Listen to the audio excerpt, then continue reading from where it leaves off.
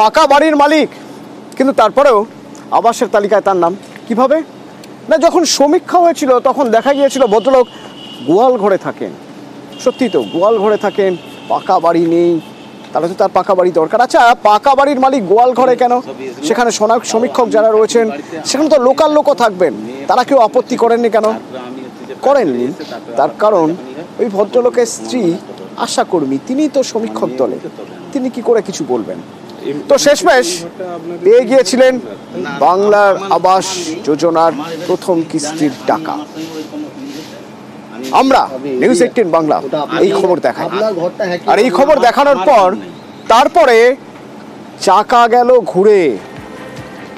যেহেতু পাকা বাড়ি আবাসের যোগ্য যে তারা নন তা তো প্রমাণ হচ্ছেই, পাশাপাশি ওই টাকা ফেরত দিতে হবে এবং প্রয়োজন হলে উপযুক্ত শাস্তি।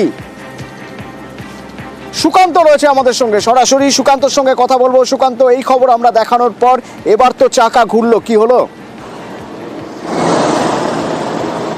একদমই অতনুদা, যে খবর আমরা 25শে জানুয়ারি দেখিয়েছিলাম যে একজন আশাকর্মী তিনি ওই আবাস যোজনার সার্ভের দলে ছিলেন এবং নিজের স্বামীর নামে আবাস যোজনার নাম তুলেছিলেন তালিকাতে, এবং যেখানে দেখা যাচ্ছে ওই আশাকর্মীর বাড়ি অর্থাৎ পাকা বাড়ি রয়েছে, তাতে এসি রয়েছে এবং যাই হোক সচ্ছল একটা পরিবার, কিন্তু তিনি আবাস যোজনার বাড়ি পেতে পারেন না।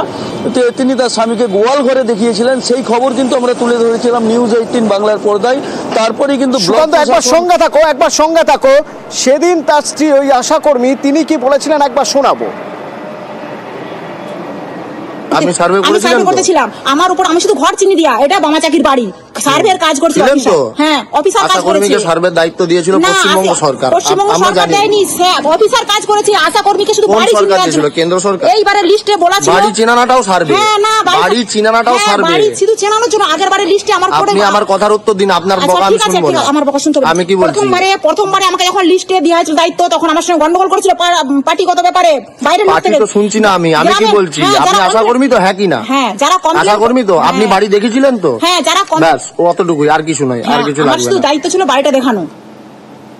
বাবা কি দাপট! 25 তারিখ সেটা, আর এটা 28 তারিখ, ঠিক 3 দিনের মধ্যে সেই দাপট আর নেই। ওই আশাকর্মী 60,000 টাকা বিডিওকে ফেরত দিয়ে এলেন, তাই তো সুকান্ত? একদমই অতনুদা, পুরো 60,000 টাকা তিনি কিন্তু নিয়ে এসে বিডিওর হাতে তুলে দিয়েছেন।